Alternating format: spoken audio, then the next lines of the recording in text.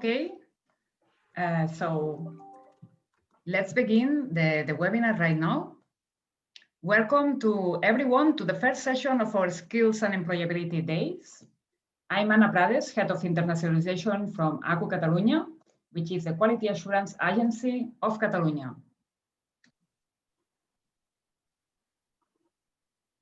Please, if you can pass a slide, Lydia.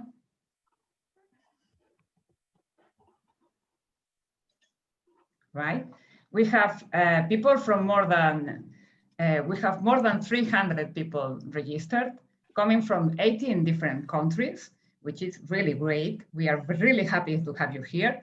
Please keep in mind that at the end of the webinar, you will have for you 25 minutes in order to do questions and answers to our speakers. Please pass the slide. Before we dive into the content, I'd like to share with you some practical information. First of all, this webinar will be recorded and a summary of it will be published in the project website. The slides will be also, you will be able also to download the slides in our website, right? To address questions to speakers, please use the questions and answers function. Use the chat for technical or organizational questions. We will send each participant a digital certificate, and we kindly ask you to please fill out our short survey about the seminar that we will send at the end of this webinar, right? And for any questions regarding the project, do not hesitate to contact us. This seminar will have 3 sections: a short introduction of the project and its guide. Then we will have our keynote speakers, Christiana Hinrichs and Beatrice Holzer from Ruhr West University. And finally, a question and answer sessions, as I told you before, where you will have 20 minutes to ask your questions, right? So much for the practical information. Let me introduce you your first speaker, Ana Mura, who is Communicator Officer at CONEXX and who will present a brief introduction of our project. Anna, the floor is yours. Thank you, Anna. Let me share my screen. Yeah. Okay. So welcome, everyone. I'm Ana Mula, Communication Officer at CONEXX Europe. Our organization is the coordinator of the Skills4Employability Erasmus Plus project, under which we are organizing this event today, and in which we work with our partners from ACU, but also our partners from Kaunas, University of Technology, University Politecnica of Bucharest, and the Sapienza University in Rome. Today with us, there are representatives of all of these organizations responsible for the project, supporting ACU, the partner in charge of organizing this event. As I said, our project is called Skills4Employability, Enhancing the Presence of Soft Skills in Higher Education, and it's funded by the Erasmus Plus program of the European Union, the financing instrument for supporting youth education, training, and sports in Europe. In our website, we will keep, and the website that you are seeing here is our website, and there we will keep you informed of our results and also more information on our topic. But through this platform, we invite you to give us feedback on our project or any suggestions that you might have after these sessions. And you can do it through the contact form there, on the contact email also. So, but let me introduce briefly to our project. Okay, so ours is a 2 years project, and it finishes in November 2021.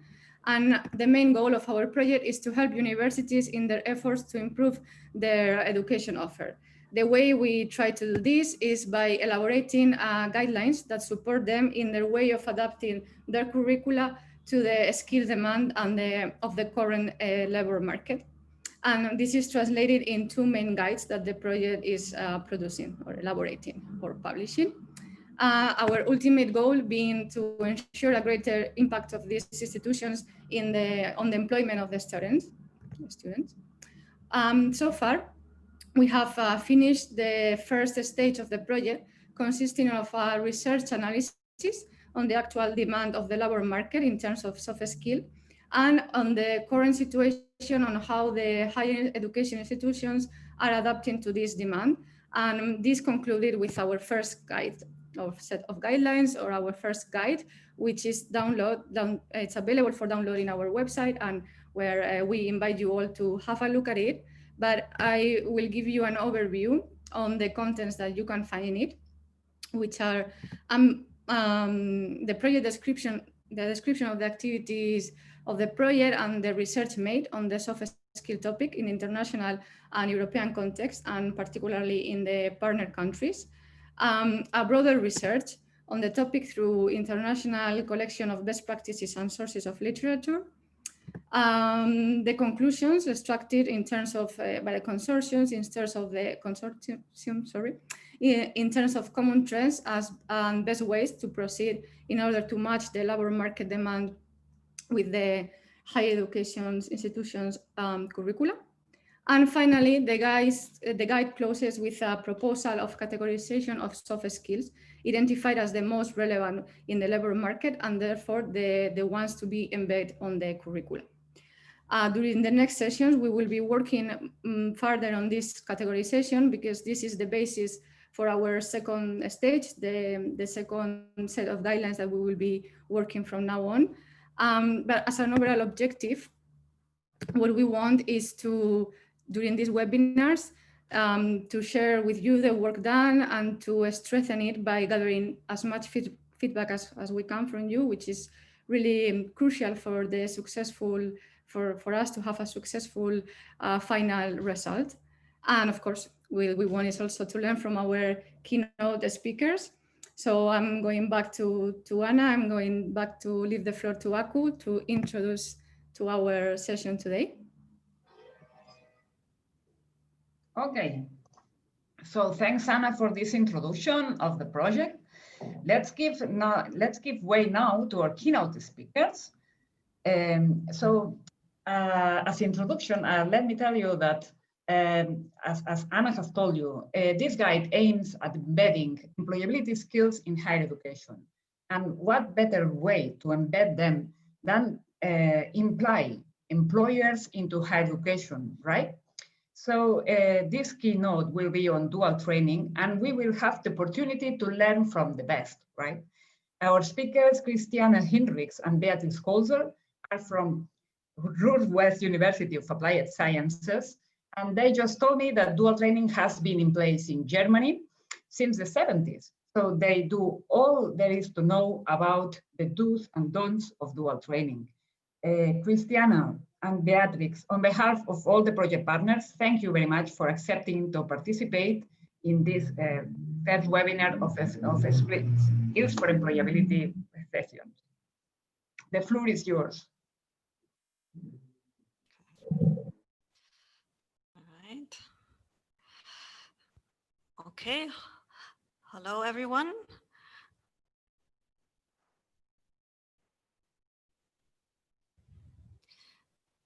We can hear you. Okay, you can hear me. I hope you can hear me and see me. Yes. And also see the introductory slide of our presentation.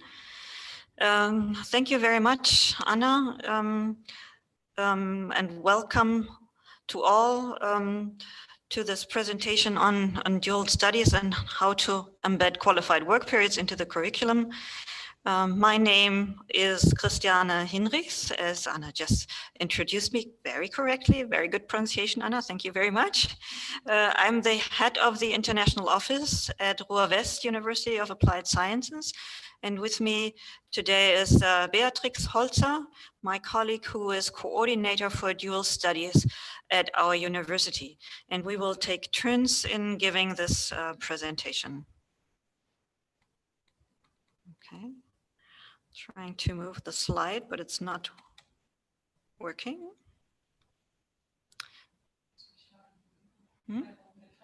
No, okay. Sorry, quite a little bit of a technical issue here. Weißt du, warum das nicht funktioniert? I'm sorry, I do have a technical problem. Just a second, please.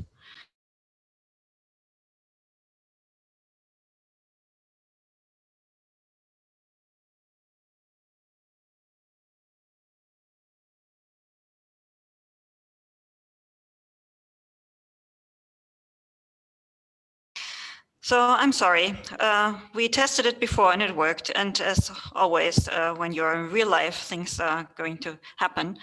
What we want to talk to you about today is, first of all, give you a short introduction to our University of Applied Sciences, and then give you an overview of the German dual educational system.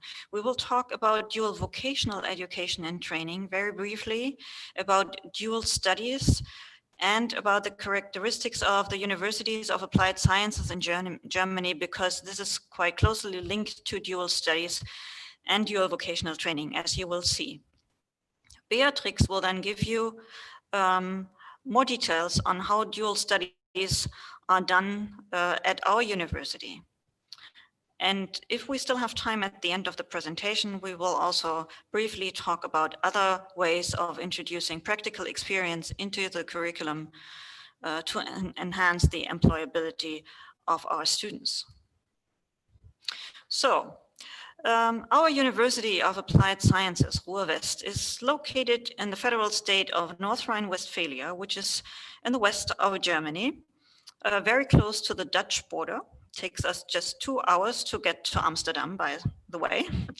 And our main campus is in the city of Mülheim an der Ruhr. The smaller campus is in the city of Bottrop. And both of these rather small cities are part of a metropolitan area called Rhine-Ruhr region, named after two rivers, the River Rhine, which you probably all know, and the River Ruhr, which flows into the Rhine, close to Mülheim. This region is a very industrial region. It was known as Germany's powerhouse because of its coal mining and steel industry in the past. This industry is undergoing transformation at the moment. The last coal mine just closed last year, and the steel industry is in difficulties, as you probably all are aware. So the heavy industry in this region is declining or already closed, or at least transforming. And the impact of that is felt throughout the whole region, especially, of course, through high unemployment rates. But despite this, our region is still the most important industrial region in Germany and maybe also in Europe. The whole metropolitan area, for example, of the Ruhr region where we are located has about 5 million inhabitants and is thus even bigger than Berlin and the Berlin area. Ruhr West University of Applied Sciences was founded in 2009 as a public university of applied sciences. So we are very young. We were founded 11 years ago, and we were founded exactly to support this transformation process of this region through higher education. When we started in 2009, we started with 2 degree programs and about 60 students. By now, we have established 4 faculties, 31 degree programs, including 9 masters, and roughly 6,400 students. Of these, nearly 300 students are enrolled in a dual study program. True to our mission, we are focusing on engineering degree programs, business administration, and computer science in order to help transform the businesses and the industry of our region. All of our 22 bachelor degree programs are set up to take 7 semesters,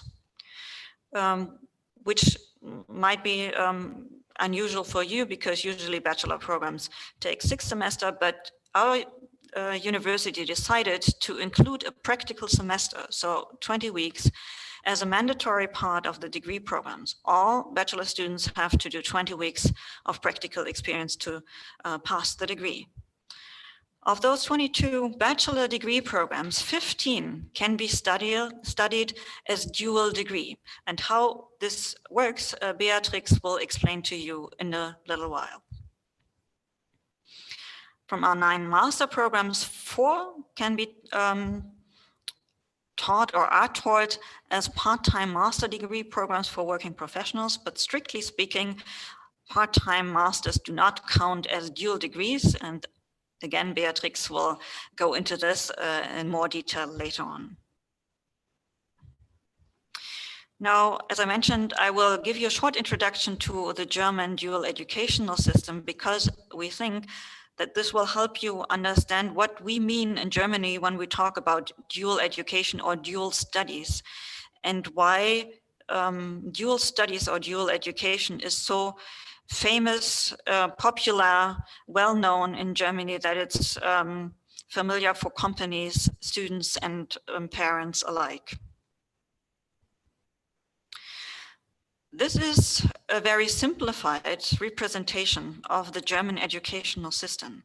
I don't want to go into many details, but what I wanted to show you is that after primary school, students have several ways of attending secondary general school or secondary school education. There are several forms of or types of secondary school in Germany. So you can see the very basic secondary school education ends after 9th grade. This is the lowest level of secondary education. The intermediate level ends after 10th grade, so when students are about 16 years old.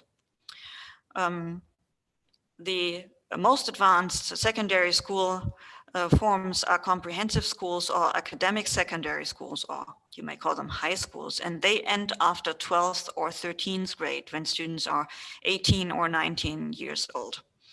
Those students who pass academic secondary school successfully automatically are entitled to continue with university studies, and they can do it at universities or universities of applied sciences.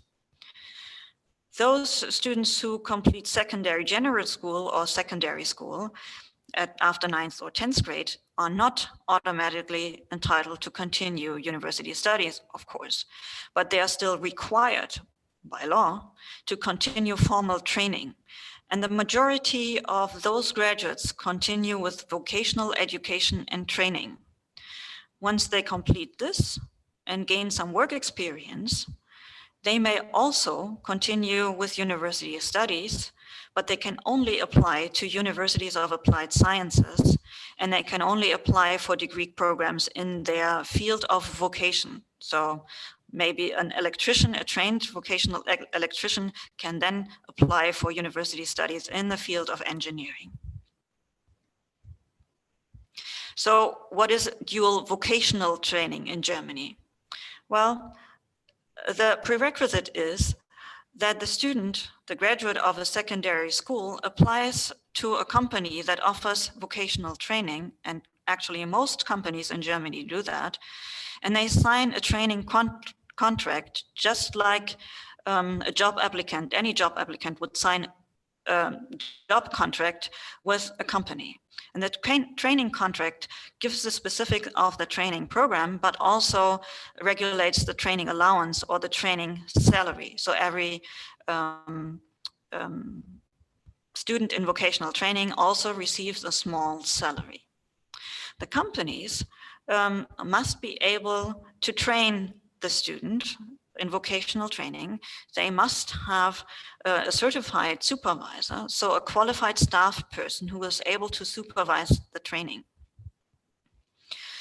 The training, vocational training, then takes place at 2 coordinated learning venues, meaning it's systematic in-company training, so training takes place in the company as well as in a vocational school. Students in vocational training spend about 30% of the training in the vocational school, which means usually 2 days per week, and 70% of the training in the company. So basically 3 days in the company, 2 days at school. And this training parts, the vocational part and the school parts, are coordinated. The training program takes 2 to 3 years and ends with official exams taken by the chamber organizations, like the Chamber of Commerce, the Chamber of Trade, or the Chamber of Crafts. And the whole process is monitored, supervised, supported, and financed by the government, by chamber organizations, and the social partners. The legal basis for this is the Vocational Training Act or the Trade and Crafts Code, and the schools, the public vocational school system, is funded by the state. So, as you can see, it's a system that has been set up and in place as you've heard before, for decades now, and is very well known among companies, students, and families. What does it mean for dual studies? When we talk about dual studies in German higher education, meaning at university level, there are 3 typical variations that we talk about. The first form of dual studies, type A, is to integrate the vocational training program that I've just explained to you into a regular bachelor degree program. So you just take the complete program and integrate it into a bachelor degree. Beatrix will show you later on what this looks like in the curriculum.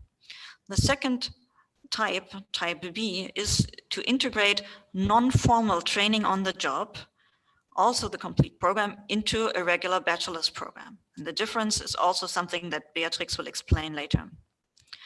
The condition for offering dual study programs as part of a degree program at university is that the companies who offer the vocational part must sign a contract with the university on the dual study program. And the third type of dual studies, though not in the strict meaning of the term, is part-time studies for working professionals, which means that students have a day job, a regular day job, and in-classroom teaching takes place only on weekends or in the evenings. How does this relate to University of Applied Sciences? I do want to give you a little insight into the differences between universities and universities of applied sciences, or rather the characteristics of our type of higher education institution.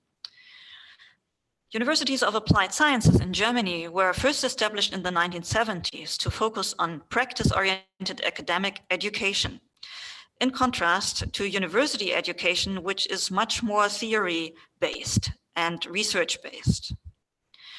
Universities of applied sciences offer regular bachelor's and master's degrees. However, they typically offer programs that are practice-oriented, like engineering, computer science, social work, design, or business studies. They have a rather diverse student body, student population, because as I've shown you before, they take students that come right from academic general school, as well as students who have completed a vocational training first, worked for a while, and then decided to continue with university studies. Universities of applied sciences are very active in applied research rather than basic research, and they are typically very well rooted in their regions. They do not offer doctoral programs, but may award doctoral degree programs in cooperation with universities. Now comes the very important part. Universities of applied sciences usually include a practical semester or at least a practical period in a company into their curriculum, as we do with our 7th semester. Also very important is that professors must have a doctoral degree, of course, but they must also have work experience outside academia in their field of teaching. All of our professors, after having received their PhD degree, spent some time in the industry, and after several years of working in their fields, then decided to become a professor at our university. Universities of applied sciences may offer dual study programs. So dual study programs are only offered at universities of applied sciences. At least Beatrix and I know of no example where a university offers a dual program. And I think with all this background information, it's probably quite clear why. Dual studies in Germany rely very heavily on a vocation in the background. So if you think about type A vocational, integrating vocational training, then this means that there's a vocation in the background, like in a mechanic, an electrician, maybe even a nurse. Nursing is a vocational program in Germany, not a study program. And this is then included into higher education. So this goes to show you that dual studies exist mostly in fields and disciplines that are practical oriented. You will not find dual programs in disciplines like the liberal arts, for example, humanities or languages. We know of no dual study programs, for example, for art history or literature or sociology or political science, because there's no vocation, defined vocation, specific vocation in the background. Okay, I hope this is understandable as background information on dual studies in Germany. I will not now give the floor to my colleague Beatrix, who will tell you more about how dual studies are performed at our university.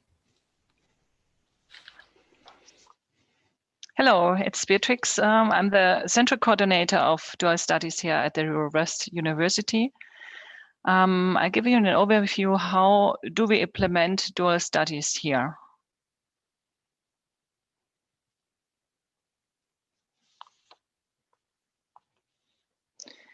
We offer two types, as Christiane already told. We offer two types of dual study programs.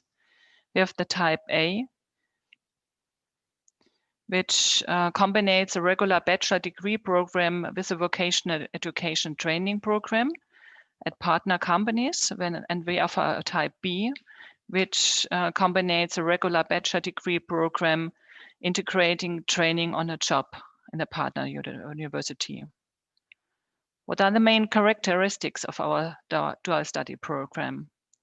They are fully structured and organized by a contract between the university and companies as partners. In this contract signed by both sides, university and the companies, we regulate elements like type of dual study program, number of students. We have the question, the basic quality standards, main regulations concerning the curriculum, examination, and financial matters. What are the basis quality criteria for our dual study programs? As mentioned before, in the contract between the university and the companies, there are central quality criteria involved. They are fully accredited and independent study programs. The duration are 9 semesters, and they are integrated. What does it mean, integrated? The dual study programs at our university is integrated into the regular or full-time bachelor program. It's not a separate program with separate professors. They are integrated in the full-time. The theoretical parts at the university and practical parts in the company changes within the lecture week. Important area is the organization. It's a close network between university and companies.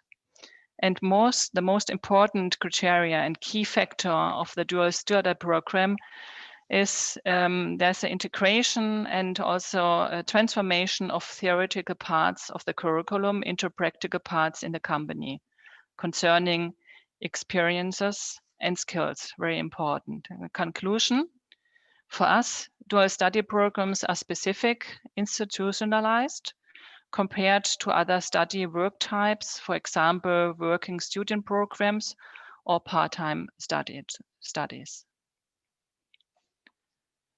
Let's have a look to our curriculum. The first graphic illustrates the curriculum of the full-time study program in the field of mechanical engineering. It's an example, mechanical engineering. We do have 7 semesters, as you can see, with a final bachelor degree of 210 ECTS. What Christiane told you already, at the end of the curriculum, as you can see on semester 6 and 7, we included a practical semester at a company, no matter if you're talking about a regular full-time or a dual study program. In the following sheet, I will explain you a little bit more our types of dual study programs. Here, type A. The graduates finish with 2 degrees, with a bachelor degree and with a vocational training certificate after 2 years. It's an extended program. As I told you already, in the full-time curriculum study will take 7 semesters. Here it takes 2 semesters longer, at least 9 semesters. What are the prerequisites? Students must fulfill the regular admission requirements for the bachelor degree program. Students must have signed a training contract with the company. And the company signed an agreement with us, with the Ruhr West University. And the company has to organize the vocational training. For example, what Christiane told you already, with the Chamber of Commerce, Trade, or the Crafts. I want to show you more the curriculum in detail. In general, you see that compared to the full-time bachelor program, the duration is 9 semesters instead of 7 semesters. And here, as you can see, in this field, in the first 4 semesters or 2-year studies, the curriculum integrates a vocational training program at the company. Normally, it takes 3 years without studying. After 2 years, students take an exam in a vocational training program, for example, with the Chamber of Commerce or Trade. From semester 5 to 7, they switch to a full-time study program. But they work approximately, I would say, 1 day a week, and in the free periods, they work part-time or full-time in the company. At the end of the studies, they do have their practical semester, as full-time students do as well. What's the difference to type B? Type B integrates training on the job. They graduate only with a bachelor degree. It's the same with type A. The program takes 2 semesters longer. The prerequisites are a little bit the same. Students must fill the regular admission. Students have to sign a dual studies contract. The company signed a contract with us. But in this case, the company is organizing training on a job in close connection with the curriculum. We have the idea, and it's very important, that minimum 1 module of the curriculum should be learned and experienced in practice. And students have to fill out a practical experience report. It's always after the first and after the second year of studies. Here you can see the curriculum of this type B. As you can see, great shaded here. The practical part in the company is taking place at the same time with the theoretical part within the semester. This means students change their study and work context within the week. Why are we doing this? What are the main objectives, therefore? The academic content should be complemented with workplace experiences so that real-life situations can immediately test the effectiveness of classroom reality and vice versa. During the semester break, the work part only full-time at the company. I want to give you an impression concerning our numbers of dual students and companies at the Ruhr West. Currently, we have nearly 300 dual students compared to our total number of over 2,000 students. This is a small, but I would say also highly selected group of students. We started 8 years ago with this possibility for dual studies, with only 38 enrolled students and only 8 partner companies. Meanwhile, we have over 90 regional companies which are partners in this program. In this sheet, I give only a short overview about our partners. Probably you know one of the other. There are some global players on the second side, like Siemens, we have Deichmann, Aldi International. I guess you know these global players. But I have to point out that you can find also a very wide range of very small and medium-sized companies. So it's possible to realize this program also in smaller and medium-sized companies. What are the advantages for the participants in such a dual student program? Therefore, we have a look at the 3 partners involved. We have the students. At the end, they have 2 degrees. They have the bachelor degree and they have a vocational training when we talk about this type A. They get a training allowance during the entire program. It's very important also to finance the study program in general. They have a systematic in-company training, and they get a lot of practical experience from the beginning on. And they're often employed after graduation in the same company. For employers, they can train their own staff according to their needs. They select the best candidates for the program. And it's in general and at the end, the effective form for staff recruitment. For us at the university, we receive highly, really motivated students.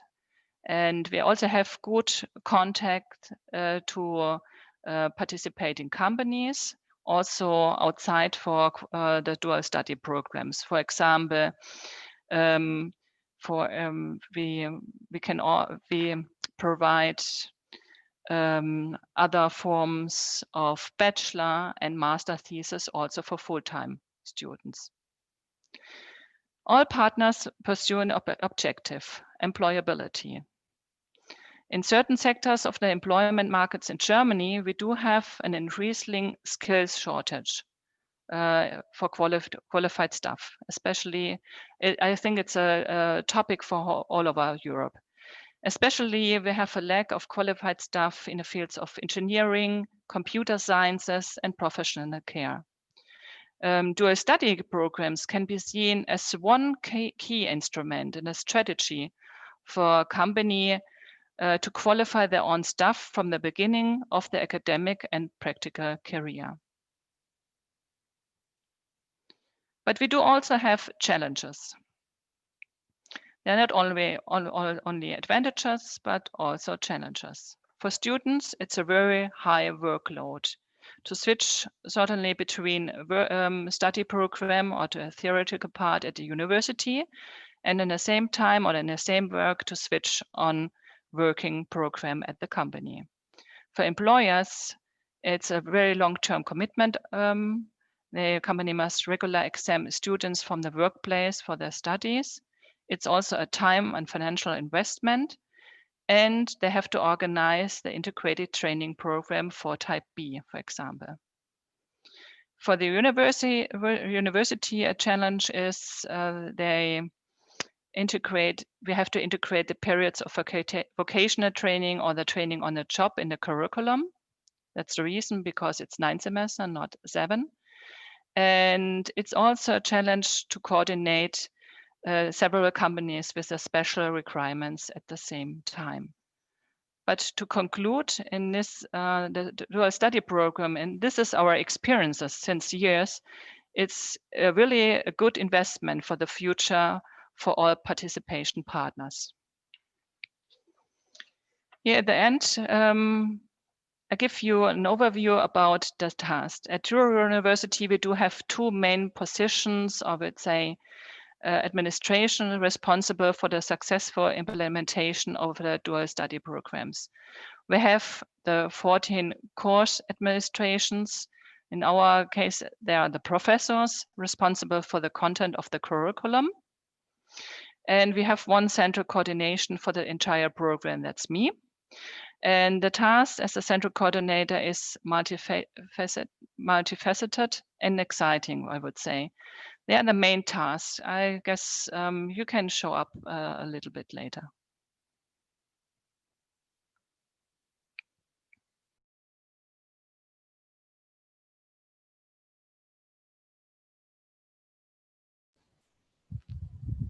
Okay.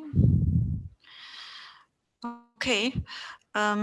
We've now covered the information on dual vocational training, dual studies in our university and in general in Germany. I wanted to end our presentation by talking briefly about other ways than dual studies to enhance employability through practical experience in the curriculum. Just as an example, I've mentioned before that all degree programs at our university have a mandatory practical internship that lasts 20 weeks. As Beatrix showed you in the overview of our curriculum with the example of mechanical engineering, the mandatory internship takes place at the end of the curriculum in the 6th semester. That is designed so that it eases into the transition into the project for the bachelor thesis. So the internship takes place at the end because the student has already learned a lot in their field. They are almost at the end of their studies, and they can then use the contact that they've already built up during the internship or practical semester as a topic for the bachelor thesis. A lot of students actually do work on very practical topics for the bachelor thesis just because they have this connection to their former internship company. 20 weeks is also a very good time for an internship in our experience, because shorter periods of time are not very interesting for companies. Many companies ask students to stay as long as possible, because they imagine that if they hire an intern for a shorter period of time, they cannot really give them a very good project to work on. It just takes several weeks to get introduced to the company. They need to get settled in, they need to understand the processes. And once they start working, then the internship is almost over. So they ask for long periods of times for internships, and 20 weeks seem to be a very good period of time, which is 5 months, so it's a semester. Our students have to find their internships on their own. When they enroll in our study programs, they know that the internship is a requirement and that they have to find the internship on their own. It's not always easy for them, but in the end, they succeed. We do provide assistance. We have a career center that provides advice on job application, organizes a yearly job fair with companies that come and present their companies and their job offers. But we think one of the best means of holding contacts or establishing contacts to the industry is through our teaching staff. As I pointed out before, all of our professors, all of our academic staff have worked in the industry before they became professors at our university. Some of them even continue their work in the industry part-time. And this is encouraged actually by the university management, because they keep in contact with the trends in their fields, and they have up-to-date information on what's going on in their field of teaching. The second feature of our bachelor curriculum is the practice-oriented teaching that takes place in all degree programs, especially the engineering and computer science degree programs, of course, have lots of lab classes where our students work in labs such as the Internet of Things lab, the fabrication lab, and so on, right from the first semester.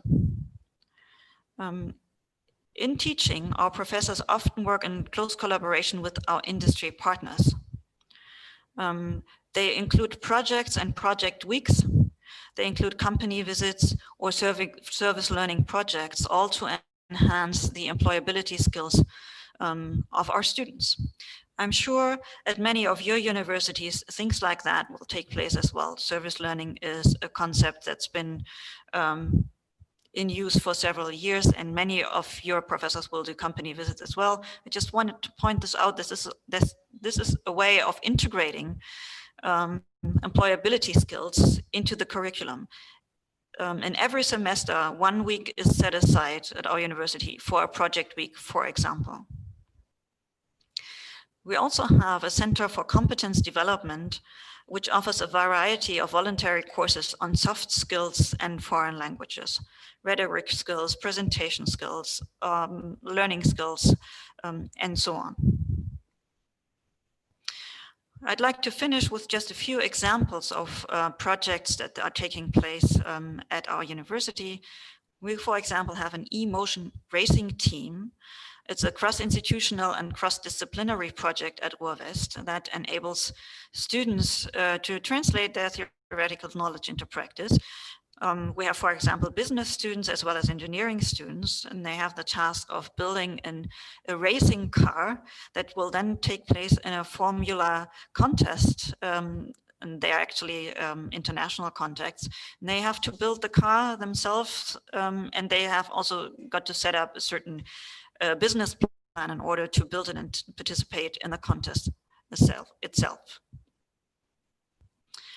We have a club of friends, or Ruhr West Development Association, and the members of this club of friends are regional companies that provide support to our students and to the university in general. They help us organize company visits, they fund scholarship or projects, they fund welcome events for first-year students and participate in the job fair, they support the Girls' Day or the introductory week at the semester start. So they are very present in our university, and this means that they have easy access to university students. They use this for recruitment, of course, but they always also support our students with various projects.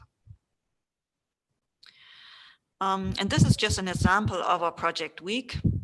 One example of many where students just had the opportunity to gain insight into the work of firefighters who are actually right next door to us, and worked on a project with them for a building that the firefighters next door were just about to construct.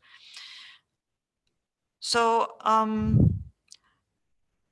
I hope Beatrix and I could give you a good and understandable insight into our dual study program and into the general system of dual vocational and higher educational studies in Germany.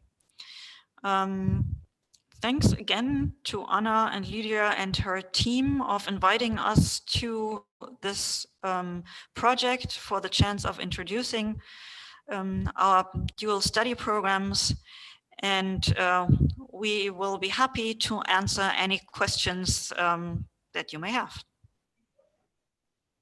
Okay, so thanks a lot, Christiana and Beatrix, for your really interesting presentation.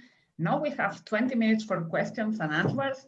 We only have one question at the moment, so we are going to leave time to our participants just to gather their questions, right? The first question is about if students get paid for internships. Do they get paid? Yes, yes, they do. Very few of them don't. It's actually a law that students have to be paid for internships in Germany. There is the exception that mandatory internships do not have to be paid.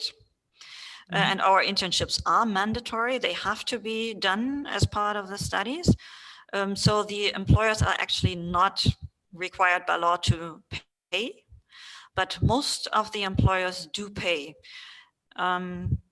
because they look at the opportunity to attract staff to their companies.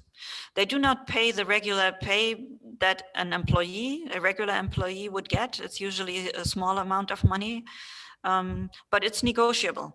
And we encourage our students to negotiate an internship salary as best as they can. You said before that small and medium enterprises were also interested in this kind of training, and you explained that it's good to have this period of 20 weeks in order to them to be able to take some profit of these students. But if they also have to pay the students, and they have to be certified, right? So the company must provide a certified supervisor. And I wanted to ask about this process, because I think that maybe for small and medium enterprises, if they have to have one person certified in order to supervise the trainee, and they have to pay the student, what's in for them? But because I think that for big enterprises, it's clear the usefulness of that in order to hire new talent, right? But for small and medium enterprises, maybe you could explain to us what's in it for them. Well, first of all, you need to distinguish between dual studies, the concept that we explained at the beginning, and the internship phase. All students have to do an internship or a practical semester at the end of their studies, whether they are enrolled in a dual study program or not. So for the practical semester, for the internship semester, students can go and do it at any company, and this company doesn't have to provide a supervisor, not for just the internship semester at the end. When they want to sign a contract with us as the university for a dual study program, then they have to provide a supervisor to the student, because they offer a vocational or on-the-job training for several years. And at the same time, the student studies at our university and attends the training or goes through the training at the company for several years, actually. And then they have to provide a certified supervisor. Companies who decide on a dual degree program, who want to become a partner for a dual degree program, see this as recruitment. They train their own staff. As Beatrix explained, in some branches, it's very, very difficult to find qualified staff in computer science and engineering. Companies are often, they offer specific services. Even medium-sized companies have a very specific market. And often they do not find employees that fit their profile. So they look at the vocational part of the dual system to train their own staff. And often they sign contracts with the staff requiring them to continue working for them later on. So for the company, it really is training the staff they desperately need. Okay. For the student, the good thing is that they receive a small, but they receive a salary. Whereas in internships, it depends very much on what kind of internship the student is doing. If it's a very qualified internship, like computer science experts are always, paid rather well. Whereas business students sometimes just receive a small allowance, that's a difference there. Yeah. Okay, all right. And what I wanted, and I hope I made clear, was that this type of integrating a vocational training or on-the-job training is very deeply rooted in the understanding of German companies, because it's part of the vocational training, and about 1/3 of a graduation year from school goes into vocational training. So 1/3 of all youth, basically, who leave school enter vocational training. So it's very deeply rooted into the understanding or into the vision of a company, that they train their own staff. Right. Okay, so we have another question. It says, which is the percentage of students participating in these dual studies from the total students of the university? Could you repeat? Could you repeat that? Which is the percentage of students participating in these dual studies from the total of students? As I told you. Yes, Beatrix. So. Yeah, okay. As I told you, we have at the moment, we have 300 dual students at our university, and we have a total of over 6,000. So it's a really small group, because not we as a university have to decide which to take, what kind of students take part to this program. The companies decide. They have to send an application to the company, and companies decide if and what kind of number they take for this program. So it's very small, 300 at the end from the total of over 6,000 at our university. We have another sheet, but damit ist ein Gesamtzahlen. We have a total number of over I would say 150,000 dual students in Germany. On the other side, we have how many millions students at the moment in Germany? I would say 3 to 4 million students in Germany. Okay, so the next question is from Jose Navarro, who says it would be a good idea to detail more the kind of soft skills required for students.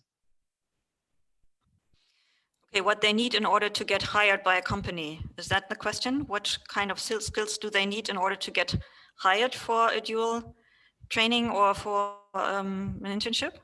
I'm really not sure about that. What the criteria for internship, for choose one? Okay, yes. What's the criteria for companies to decide on which students to take? Well, I can tell you for the dual study programs, they usually take the best. The dual studies students, those who undergo vocational training plus the degree program, they are the best students we have. They are students who are very, very good when they leave secondary school. They have very good grades. They usually have also already very good English skills, for example. And they undergo a very detailed screening at the company.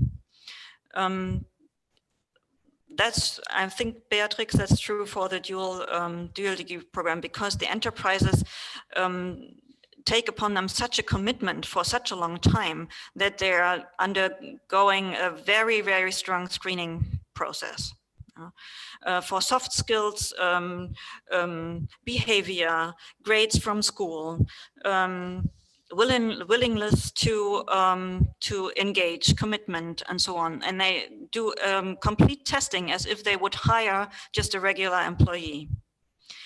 For internships, just the internship semester at the end, of course, this varies very much.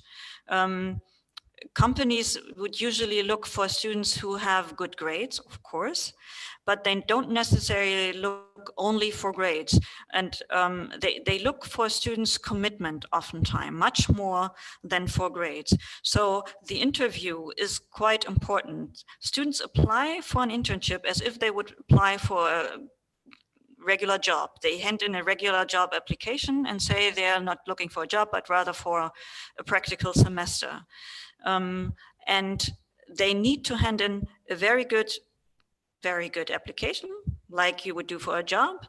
And then if the paper application or email application is looking all right, then the company will usually set up an interview, and they tell us it's often much more important how committed the student is, how well behaved basically a student is, much more important than a particular grade, let's say in mathematics or in mechanics or whatever. Okay, thanks. We now have quite a few questions, so let's try to keep the answers a little shorter. Okay. Yes. Romy Peña says, coming back to the title of the seminar, and I think I'm skipping a question because I think it's related to what you were just explaining. Say, which is, in your opinion, the relevance of soft skills in applied sciences to this? The relevance of soft skills in applied sciences. It is very high, but especially in applied sciences, it's important that the students also have a good understanding of the field of study. An engineering company like a civil engineering company will not hire a student that is very bad in mathematics or mechanics, or no, they will just not have a chance. But they will, in our experience, hire intermediate students. Students are, you know, not the best, but also not the worst, as long as they have a strong commitment to perform in their job. That's our experience. They are looking for soft skills such as language skills, presentation skills, and the willingness to learn. I don't know if this answers the question, but I think it's important that the student cannot just rely on, oh, I've got great soft skills, you know, I've done rhetoric classes and I've done presentation classes and I've done language classes. That's not enough. So they have to perform in their field also. Okay, thanks. There's a question from Ignacio Florenza. How do you establish these long-term collaborations with companies? He says, if we find difficult to involve companies in the curriculum side. How do you establish these long-term collaborations? And you were explaining to us that you have a long tradition of involving companies, right? It is difficult. It is difficult. It's not easy. Yeah, of course, we're working in fields where companies are looking for students. They are looking for trainees. They come to us and ask us to be able to participate in dual study programs. We do not go out and promote the programs. They actually come to us.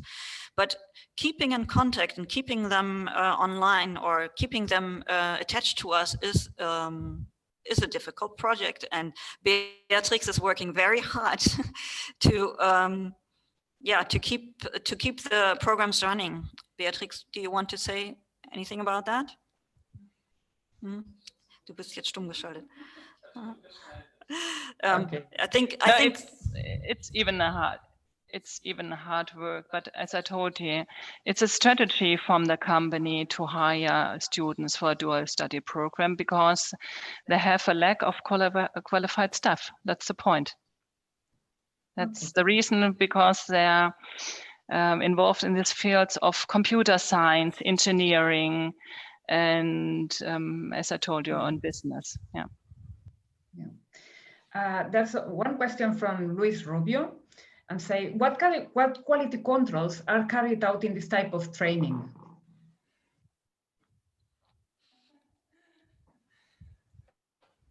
Das ist deine. What quality controls? Yeah. It depends on the program. And type A, what I told you, it's a Chamber of Commerce, for example, because they have to make the exams with them.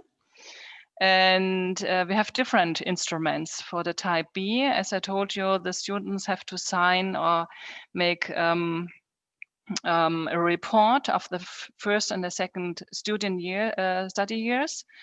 The professor have to check it, and probably if they get any problems, they get in touch with the companies and with the students. That's a controlling point, I would say. There's one question later on that says, I think it's related to this one. Who defines the main skills to work at your place? Is it difficult to agree between professors and employers?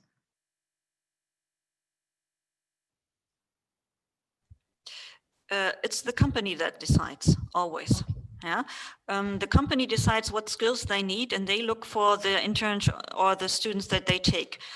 The professor only needs to agree to the main tasks set out by the company. So for the internship semester, the students find a company. They agree on a certain task for these 20 weeks or several tasks. And then they go and talk to the professors in their degree program and say, look, will you support me throughout this internship? Is this okay? And our professors are usually quite open to all kinds of internship as long as it's truly related to the field of study. So because they think it's such a value for the student to do this internship that they do not want to keep them from doing a particular internship just because it's not their specialty, you know. So they encourage students to do it as long as it's truly related. I think that from where we are coming from doing this kind of questions is that sometimes there's a worry that when doing internships, really people is maybe it's not doing the level of skills they are doing are not high education level skills. Mm-hmm. Maybe they are doing photocopies and so on, and they are not really working in a skills that are at the level of a mechanical engineering degree, for example. Mm. Right? Yeah, I understand, and that's a worry that we also have, and we can never be sure that this is not happening. You know, at the end, the company must write a report, and the student must write a report. So the company sort of gives them a certificate at the end explaining what the student did and how well they performed. And the student also writes a report, and the professors are asked to check out the company, to visit the student as long as that's possible, or at least to do online interviews or online meetings with the student at least 2 or 3 times during their internship, so that they get a feeling of what the student actually does throughout their internships. But of course, we've also had cases where students actually didn't do what they were supposed to do, and you can never be sure that this isn't going to happen. Professors usually then know the company after a while, and they would discourage students from going there for internships. Of course, you have companies who just look for cheap staff, you know, and if you don't know the company that well, that may happen. But that's not so often the case. And even though if the student maybe doesn't really do highly qualified jobs, at least they do learn something about being an everyday work life. Okay, we have a question from Maria Isabel Beas, Head of Career Service of Universitat Jaume I. And she asked, how do you manage the dropout of students in the dual program? And how do you achieve a commitment in the long term of a student to the company? Is this a problem, this commitment of students with the program?